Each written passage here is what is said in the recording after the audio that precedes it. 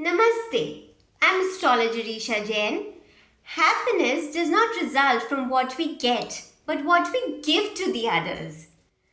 By manifesting this positive thought, you can improve the energies of your planet Moon in the birth chart, which represents your emotions and your mental peace. To manifest this thought, you can actually learn meditation yourself and practice meditation every day and even teach it to others.